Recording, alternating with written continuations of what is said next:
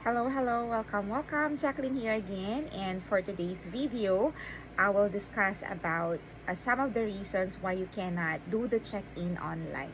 Okay, so panoorin niyo po to kung may mga issues po kayo sa pag-check-in. So, naiintindihan ko po, some of the passengers would like to check-in online to avoid hassles sa pag-check-in sa airport. Pero dapat intindihin natin na sometimes po kailangan po ng manual verification sa airport or ng airport agent para po makapag-check-in. Kaya po hindi po kayo makapag-check-in sa online po ninyo. Okay, so I'll just be sharing some of the few things or few reasons why you cannot check in. So basically minsan yung spelling ng name po ninyo are incorrect. So sa government ID o di kaya hindi nagma-match yung mileage plus account ninyo sa ticket, ayan po, kailangan po dapat match po sila. So, yun yung mga basic, no? Titignan po ng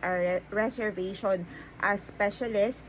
Pwede kayong mag-chat or tumawag sa airline mismo para i-check ano ba ang reason. But, if how many times nyo na, pwede ko kayo mag-troubleshoot, like refreshing your app or browser, or if you are using mobile app, you can use the website or computer, or open another tab or browser, and then yun yung mga basic troubleshooting, no? So usually ang check-in process should be 24 hours before your flight. For example, April 3. Ayan, April 3 dapat, April 2 ka mag-check-in. Pero minsan nagva-vary pa rin yung time kasi minsan central time sa US or sa ibang bansa, iba yung oras sa oras natin, no? So, tignan natin din po yung oras natin, okay? So, incorrect booking, details. Okay, so yun nga po, baka mali po ang date of birth, mali po ang spelling. Okay, so tignan po ninyo, ipa-check ninyo or i-check ninyo, kaya nyo namang i-check, check nyo na lang, okay? Group booking. So usually, hindi po ninyo alam na group booking po kayo. Usually, pag nag-book po kayo sa travel agency, group booking po yun. Or kung sa airline, marami po kayo, more than 10, group booking po yun, okay? So, yun po, special handling po yun, airport check-in po ang kailangan. Requiring special assistance such as kunwari may pet in cabin kayo, traveling o di kaya minor with a separate ticket, kunwari adult ka, yung anak mo minor, kunwari 10 years old na sa ibang ticket, kailangan yung minor o yung anak mo magsi-check-in yun sa airport. O huwag ka magagalit na, ay kasama naman ako nakalink naman na. Hindi pa rin po, kailangan po sa airport pa rin po yung check-in niya kasi separate ticket po siya. Not unlike kung kayo pong dalawa ay magkasama sa isang reservation, yes, it might you can do the check-in online. So usually mga international flights din po, may mga iba okay naman, kumakagat naman ng online check-in. Pero most of the international flights needs manual process check-in at the airport kasi sa verification. Okay, hindi po totaling bakit sa airline na to nakapag-check-in ako, bakit sa inyo hindi ako nakapag-check-in. So sometimes kailangan po talaga ng manual check-in for verification purposes sa airport. Okay? What else? Ayun nga, baka too early, baka akala mo 24 hours na, pero yung time frame magkaiba pala. Departure airport restrictions. So, every airport has different restrictions to follow. So, iba-iba po ng restrictions yan, okay?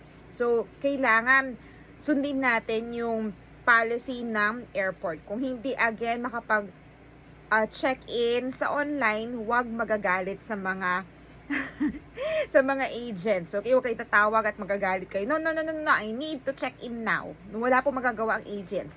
Again, ang online, ang pag-check-in, it's an online process at airport process. Hindi po yon process ng call center agents, okay, or ng chat agents.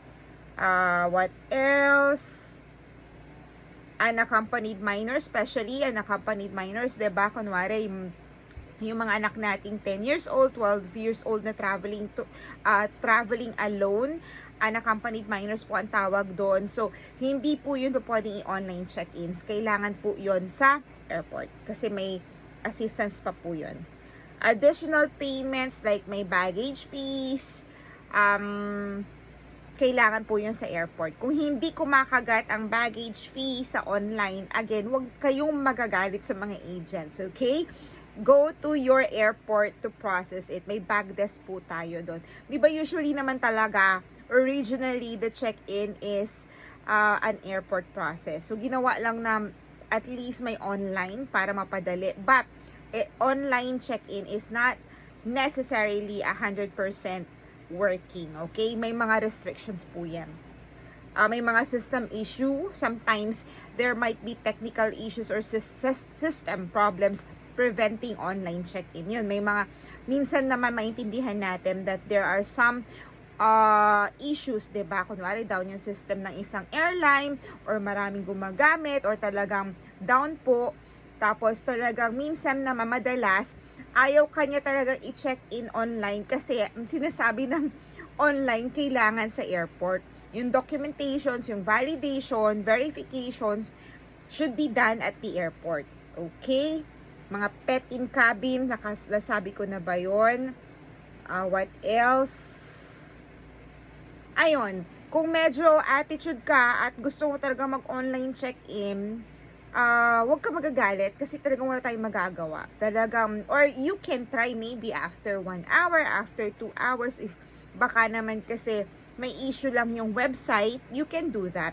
But still, if you have tried several times or so many times, at hindi pa rin po kayo nakakapag-check-in online at tumawag na kayo sa agent or chat agent or nag-call na kayo sa airline, still you cannot process your check-in, the only thing that you can do is to check in at the airport. Okay, the airport agents will be able to help you out, or if some of the airports has kiosk, diba, pwede ho kayong mag-check-in din po doon para at least ma-avoid yung ibang pila sa may mga desk, airport desk. Okay, so thank you for watching my video. Sana po ay may natutunan kayo at sana nakatulong din po ng konti. Thank you for watching. Have a great day and God bless everyone. Paki-follow po or subscribe ang aking YouTube account at Facebook account. Have a great day everyone.